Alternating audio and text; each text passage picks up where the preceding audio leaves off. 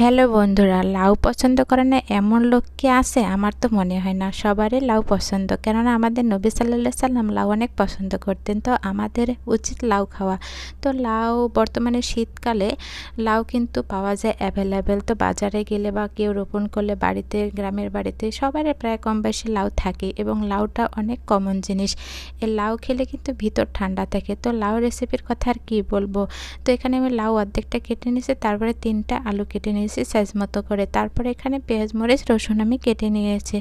প্রথমে আমি কড়াইয়ের মধ্যে তেল গরম করার জন্য দিয়েছি। তারপরে এখানে আমি পেঁয়াজ রসুন এবং মরিচগুলোকে হালকা আঁচে ভেজে নেব।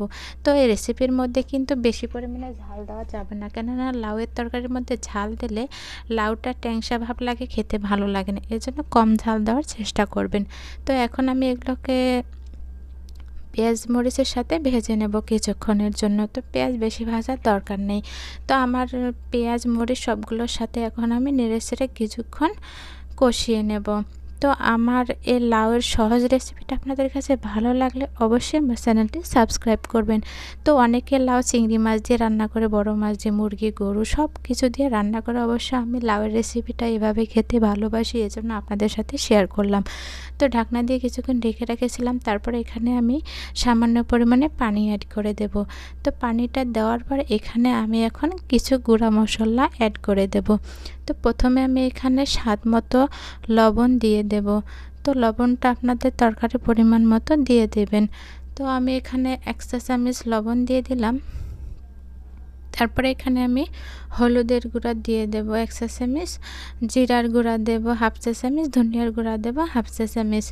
তো দেওয়ার পর আবার সবগুলোকে সুন্দরভাবে কষিয়ে নিতে হবে। কষিয়ে নেওয়ার পর ঢাকনা দিয়ে ঢেকে রেখে দিতে হবে সিদ্ধ হওয়া পর্যন্ত। তো আমার এই পর্যায়ে আমি এখন ধনিয়া পাতা দিয়ে দেব। তো লাউয়ের তরকারির মধ্যে কিন্তু ধনিয়া পাতা দিলে অন্যরকম একটা ফ্লেভার চলে আসে এবং তরকারিটা খেতেও কিন্তু অনেক ভালো লাগে।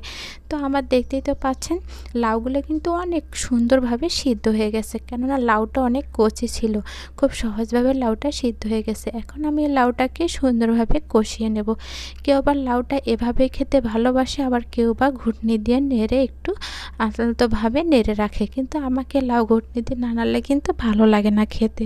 এর জন্য আমি চেষ্টা করি ঘুটনি দিয়ে আধা আওলা করার জন্য। তো আপনারা যারা এভাবে খেতে পছন্দ করেন এভাবে রেখে দেবেন। তো আমি ঘুটনির সাহায্যে সামান্যভাবে আউলিয়ে নেব। তো দেখতেই পাচ্ছেন আমার রেসিপিটা ওকে হয়ে গেছে। এখন আমি এর উপর দিয়ে ভাজা জিরের গুঁড়া ছিটিয়ে ঢাকনা দিয়ে ঢেকে রেখে 5 মিনিটের জন্য এবার পরিবেশন করে দেখিয়ে দিতেছি। তো লাউটা কিন্তু ঝটপট করে রান্না করলাম এবং লাউটার স্বাদ কিন্তু অনেক ভালো ছিল।